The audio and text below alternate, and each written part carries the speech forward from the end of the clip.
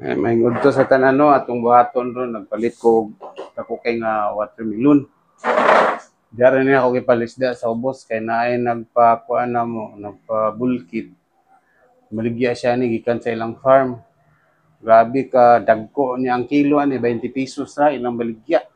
Gikan mo sa ilang sila may kuan gatanom niya gipalit ko gisa kabok ang nabayad niya inaning kada ko 151 pesos ra. So atong tanawon kung unsa siya ka tinuod ba nga lami daw atong hiwaon. Manak ni gigasan ko na ni. Grabe ka kuan. Tanawon na to unsa tinuod nga lami daw.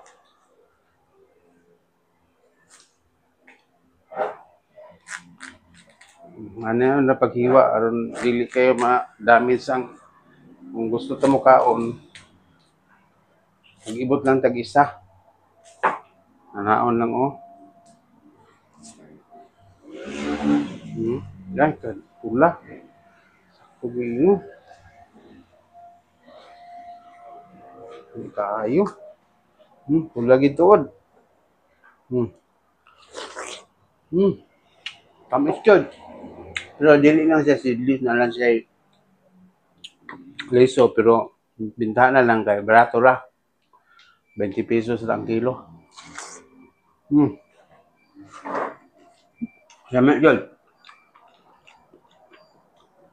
Sila raman daw gatanom ani. Yan, ipalit na lang ko kay kung dito naman ko ni siya sa siyudad na ay 40 ang kilo, na ay 60. Hindi parehas na ay 50. Dari lang ang panit. Kami iday. Juicy kayo. Ito. Yan lang ka.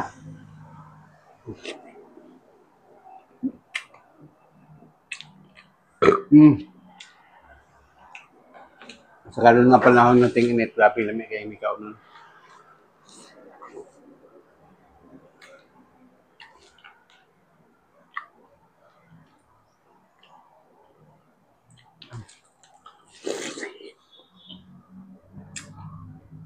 Hindi na kami sa nako akong butang ng kuwan ako lang ng tapuhan.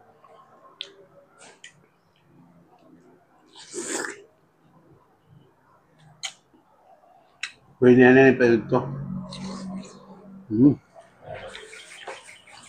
Napok ko yung mais nga gipalit.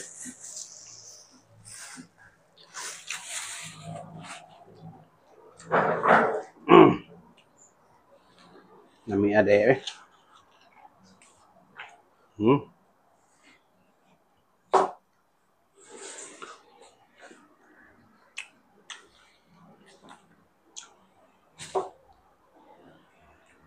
Ayo.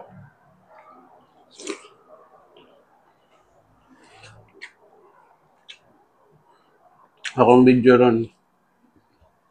Pulos kaon.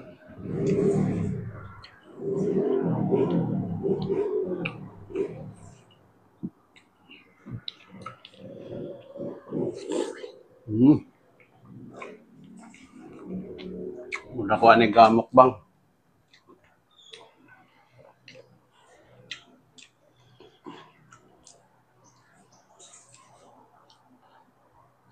Mas nindot lang to kaonon ang seedless kay wag kay liso makaon kay naamgo siya liso pero parehas na gid siya katamis. Nalaghan po kay siya kuan no. Ay tubig, daghang tubig.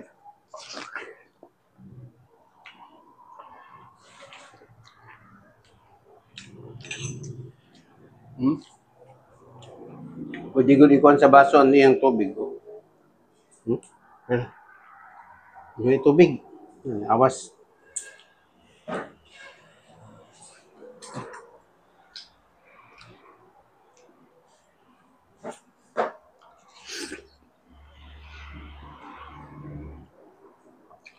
Hindi na ako kakaon ng mais.